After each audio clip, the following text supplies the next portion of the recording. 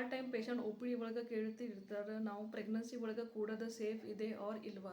ಇದು ಪ್ರಶ್ನೆ ಹೆಣ್ಮಕ್ಳ ತಲೆಯಾಗ ಬರ್ತೈತಿ, ಬಟ್ ಅವ್ರು ಕೇಳಾಗ ಅಂಜಿಕೆ ಮಾಡ್ತಾರೆ. ಇವತ್ತು ಅದ್ರ ಬಗ್ಗೆ ನಾವು ಇನ್ಫಾರ್ಮೇಷನ್ ಕೊಡೋಣ. ನಾವು ಡಾಕ್ಟರ್ ಸುನೀತಾ ಲೋಡಾಯ, ಬಂಜತನ ನಿವಾರಣ ತಜ್ಞ, ಹಾವೇರಿ ಒಳಗೆ ಪ್ರಾಕ್ಟೀಸ್ ಮಾಡ್ತೇನೆ.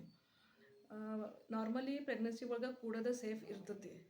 ಪಾಪು ಗರ್ಭಚೀಲ ಒಳಗೆ ಆಜುಬಾಜು ನೀರು ಒಳಗೆ ಮಿಸ್ಗಾಡ್ತೈತಿ. ಪಾಪು ಆಜುಬಾಜು ನೀರು ಮತ್ತು ಗರ್ಭಚೀಲದ ಸ್ನಾಯು ಮತ್ತು ಹೊಟ್ಟೆದ ಸ್ನಾಯು, ಆಮೇಲೆ ಗರ್ಭಚೀಲ ಬಾಯಿಗೆ ಇರೋದು ವೈಟ್ ಮ್ಯೂಕಸ್ ಪ್ಲಗ್ ಒಳಗೆ ಪಾಪು ಸೇಫ್ ಇರ್ತೈತಿ. ಅದರ ಸಲಾಗ ಕೂಡಿದ ಸಲಾಗ ಪಾಪುಗೆ ಏನು ಹಾರ್ಮ್ ಆ್ಯಸ್ ಸಚ್ ಆಗಂಗಿಲ್ಲ.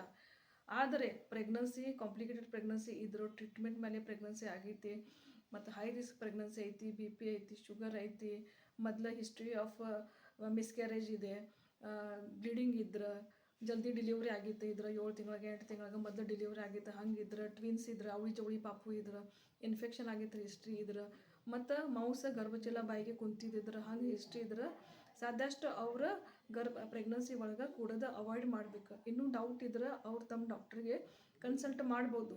ನಿಮ್ದು ಇದು ಇನ್ಫಾರ್ಮೇಷನ್ ಚಲೋ ಅನಿಸಿದ್ರೆ ನೀವು ಲೈಕ್, ಶೇರ್, ಸಬ್ಸ್ಕ್ರೈಬ್ ಮಾಡಿರಿ. ಯಾವ ವಿಷಯ ಮೇಲೆ ನಿಮ್ಗೆ ಮುಂದೆ ಇನ್ಫಾರ್ಮೇಷನ್ ಬೇಕಾ ನೀವು ನಮ್ಗೆ ಕಮೆಂಟ್ ಸೆಕ್ಷನ್ ಒಳಗೆ ತಿಳಿಸ್ರಿ.